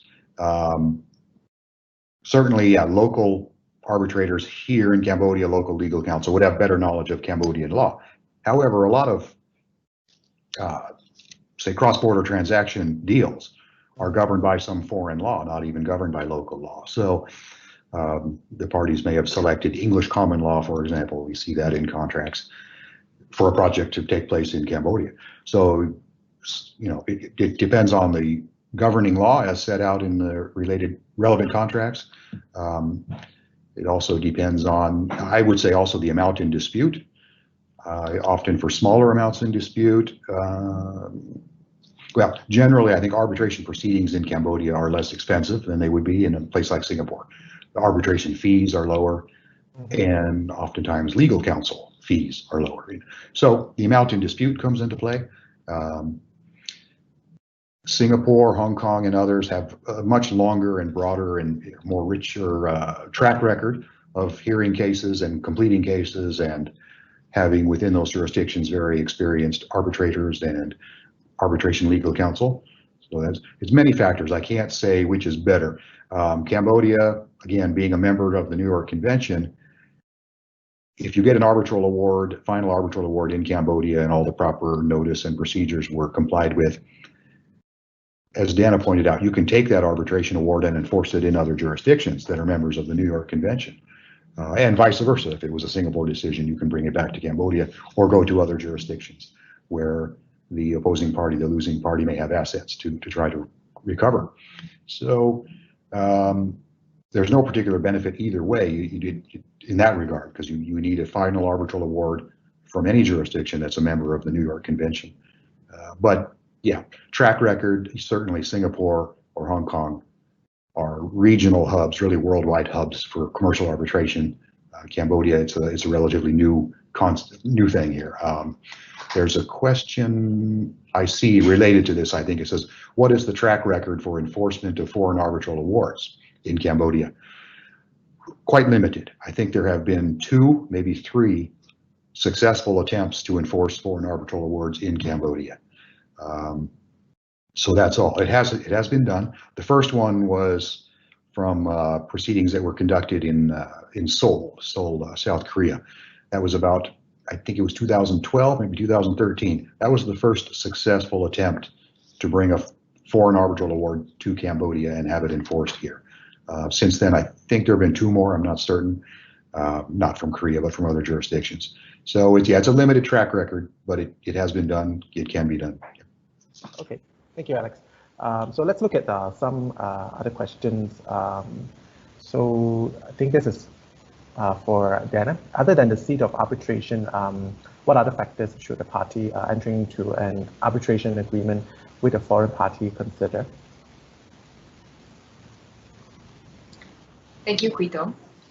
So other than the seat, when drafting your arbitration agreement, you definitely will want to consider if you want your arbitration to be administered by an institution. It's usually more costly because you will have to pay all these admin fees to the institution, but it's usually, in my experience, more efficient than an ad hoc arbitration. By ad hoc arbitration, I'm referring to a process where you don't have defined procedures in place yet, and parties usually will have to agree at every step on the procedure, and that in itself actually leads to delays and more costs in most cases. So while it's perceived that institutional administered arbitration tend to be more expensive, I actually think it's better to have an institution administer your case. Second thing is you may also want to consider what sort of law would govern your arbitration agreement. Now, in most contracts that we see, there's usually a governing law clause. So it will usually say the contract is governed by, say, Cambodian laws.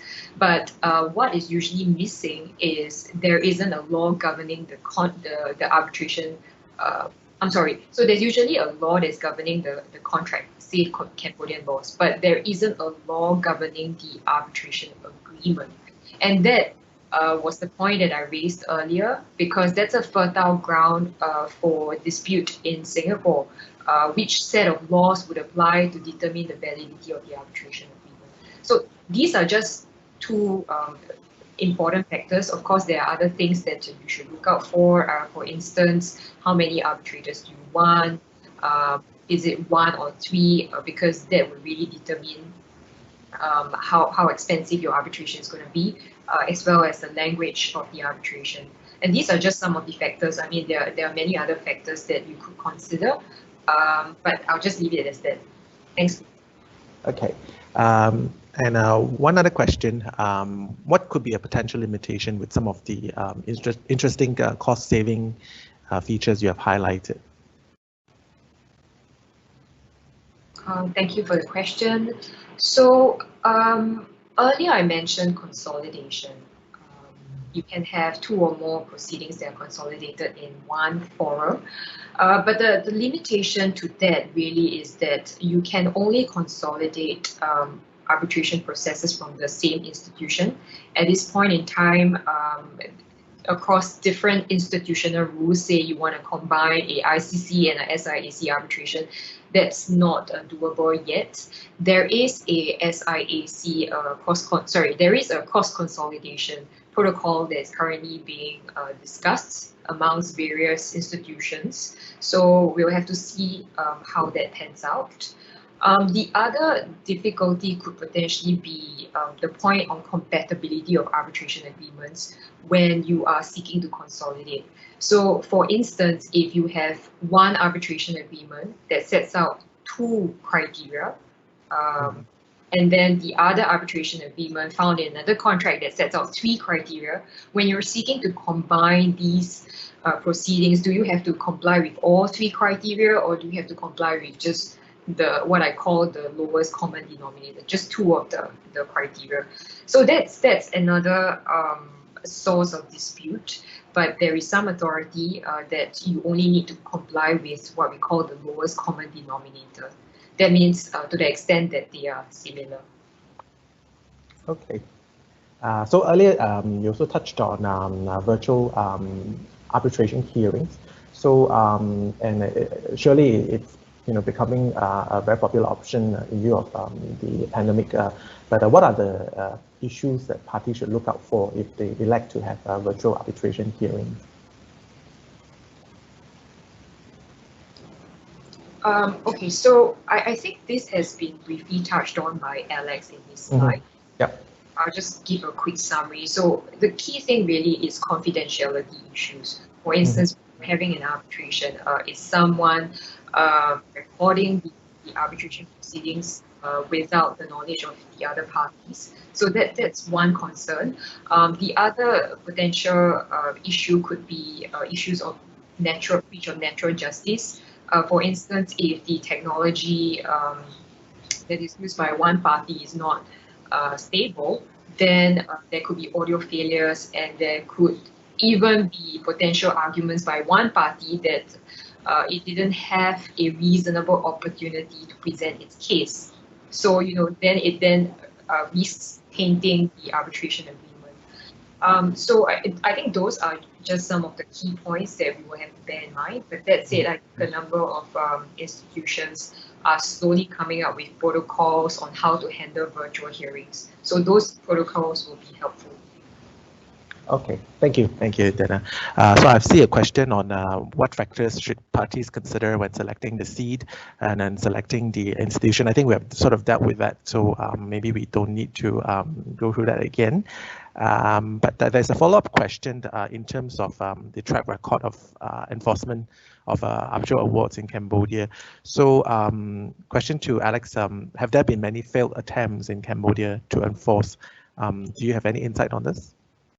Actually, I saw the question. I'm not aware of any information on that. I don't know if that's available or not, that type of information on the failed attempt, but we don't know. I think it's also partly attributed to the fact that court judgments are not publicly available, so it's a bit difficult to say for sure the number of attempts and whether they've been successful or not. Yeah, well, in theory anyway, the filings with the Court of Appeals to have an award recognized and enforced, those are public. However, as a practical matter, nobody's covering it. There's no reporting, or there's no, so we don't know. Yeah. All right. Thank you. So there's another question.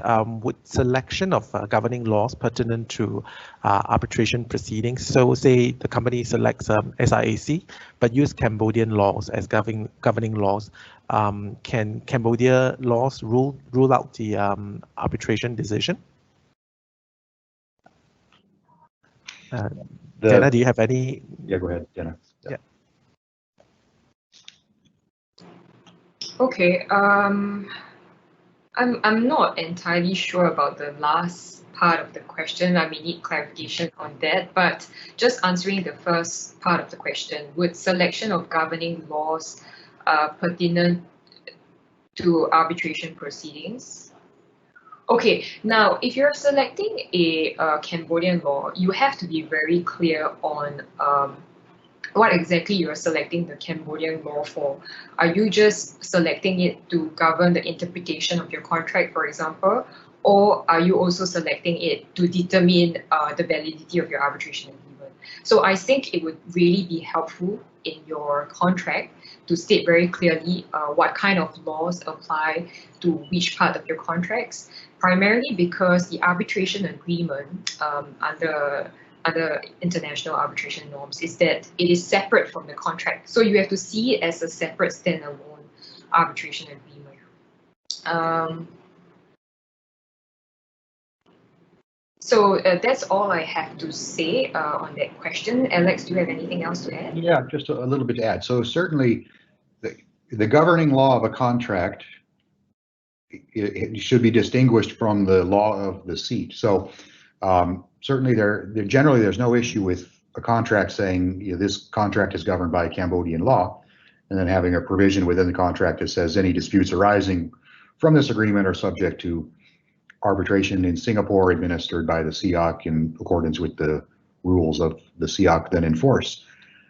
And that's all fine. Now, issues that could come up, certain provisions of Cambodian law are considered mandatory or in the interest of, or in the public interest. So those are mandatory. So even though the parties have agreed to, well, that would be Cambodian law, so that would not be an issue. But if they chose, let's say, some other law as the governing law for a project to take place in Cambodia, there could be an issue with certain mandatory public interest provisions of Cambodian law. I guess where it could come up is when you come back to Cambodia to go to the Court of Appeals to have your award enforced. possibly the court may look at the governing law if it's some foreign law, non-Cambodian law. They might look at that as being contrary to the public interest, which would be one of the grounds by which a court may deny recognition and enforcement of an award. But that's quite an academic exercise that would have to be analyzed very carefully. Okay, all right. Thank you, Alex. Just one follow-up question to Danna. So in the context of, say, a Cambodian law government agreement, but parties elect to resolve disputes through SIAC. So practically, does that mean that an arbitrator who has knowledge or expertise in Cambodian law need to be appointed, or is there a need for a Cambodian law expert to be included in the proceedings? How does that work in practice? Okay, so that would really depend on whether your arbitration clause actually stipulates the nationality of the arbitrator. So typically in most arbitration provisions, the well-drafted ones, they would probably say that the arbitrator that is appointed cannot be of the same nationality as the parties. So for instance, if it's a Cambodian entity involved in the dispute, they would usually say the arbitrator that is appointed cannot be of the same nationality. So it really depends on whether it's drafted that way. And the thing is, in that sort of situation, usually a Singapore arbitrator will be appointed. But in terms of running the process, because the contract is governed by Cambodian law, both sets of counsels would typically have Cambodian law experts. They would typically appoint a Cambodian law firm to provide their input and expertise on Cambodian laws and how the contract should be interpreted under Cambodian laws. So that's typically how it's done. Okay, all right. That's very helpful. Thank you. So I see that there is one more question related to labor regulations. So in the case of outsourcing manpower through an agent, if we need to terminate the contract prematurely due to COVID-19 on the grounds of the company's financial ability, does the company need to pay damages to those who subcontracted the employees? Alex, do you have any insight on this? Yeah, that can be complicated. So technically, on paper, the outsourcing agency would be the employer. So, and generally damages, I think currently, I think there was a recent notification or communication from the Ministry of Labor that damages are not required to be paid in the context of a termination due to, say, serious financial difficulty. That's subject to change, I think, subject to some discretion of the Ministry of Labor. The risk to a company, so if your company, you engage or you enter in a contract with an outsourcing agency to employ people sort of on your behalf, yeah, there's also a risk that the Ministry of Labor will look right through the outsourcing agency to the company that engaged the outsourcing agency and say, look, these employees are actually working at the supervision and direction of this company, not the outsourcing agency. So therefore, the company really is the true employer, even though there's no direct employment contract between it and the employees, in which case that company and not the outsourcing agency would be responsible for all termination compensation and to the employees that are let go. So there's some risks there, yes. As far as the actual specific detail where their damages as they're defined in the labor law, whether they must be paid in a particular type of, on a particular basis for termination, that's subject to some debate and not entirely clear. But I think the latest information is that damages do not need to be paid if the termination is due to serious economic difficulties. Yep. Okay, thank you, Alex.